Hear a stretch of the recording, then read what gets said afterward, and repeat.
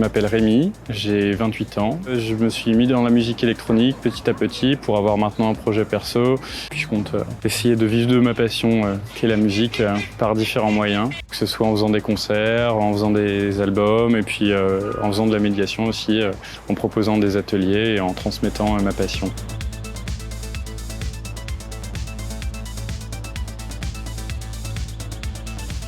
La musique, elle se transmet de plein de manières différentes et elle ne se cantonne pas qu'à la diffusion. La pratique amateur des musiques actuelles reste une pratique qui est partagée par de nombreuses personnes à travers les musiques amplifiées, l'apprentissage de la guitare, de la batterie et d'autres instruments.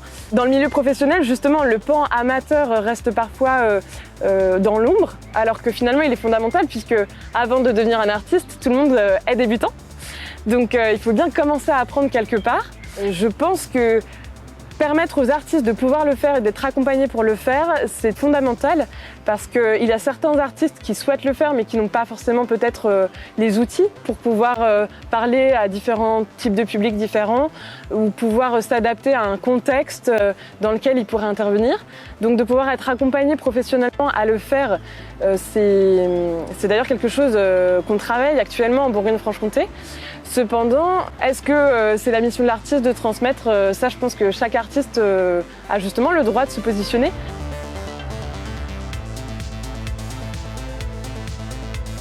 Depuis quelques années, la Péniche Cancale a à cœur les questions de la parité au sein de sa programmation. Nous, on a vraiment envie d'aller au bout de cette démarche. Les équipes de la Péniche Cancale se sont dit on va aller plus loin et on va former des filles et leur proposer même derrière un créneau. Pas simplement se contenter de leur dire on va vous faire un cours et après débrouillez-vous pour trouver un endroit où jouer. C'est venez dans le cadre de 2 ateliers, un atelier un peu théorique, un peu technique qui va leur apprendre qu'est-ce que c'est le DJing, comment ça marche le matériel, comment on l'installe, les différents styles, enfin voilà comment construire un set un peu, et 3 heures vraiment pratiques où en binôme elles vont s'entraîner à enchaîner des morceaux, à construire un set cohérent de 3 heures pour après le jouer le vendredi d'après à la Péniche Cancale. Là, ces derniers temps, on a vu justement plusieurs initiatives, que ce soit à Nantes, à Lille, à Paris, qui font la promotion justement de permettre aux femmes de faire un groupe ensemble, de se former en collectif, en tout cas d'initier une pratique collective entre femmes et qui encourage à se dire c'est possible. D'avoir cette opportunité-là à Dijon, je trouve que c'est vraiment pertinent étant donné que j'avais constaté de mon côté que je voyais peu de jeunes femmes finalement sur Dijon mixées.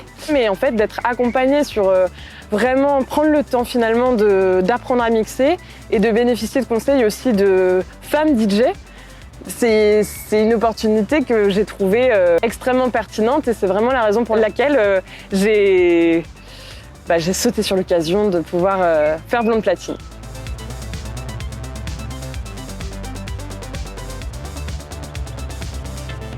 Dans la scène techno, il y a vraiment des femmes qui montent de plus en plus. Après, voilà, elles sont quand même minoritaires sur les festivals.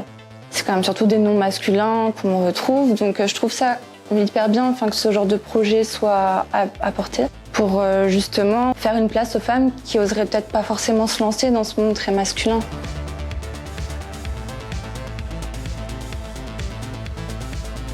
Une étude qui a été faite par le collectif qui s'appelle l'Appel du 8 mai, qui est très engagé sur ces questions de la parité. Et entre 2017 et 2019, ils sont appuyés sur les chiffres de grands clubs européens, dont le Rex à Paris ou le Berghain à Berlin. Et de tête, il me semble que c'est 13% seulement de DJ qui étaient des femmes. Et sur certaines autres études, on arrive parfois à des 20-25%. Sur certains festivals, ça arrive.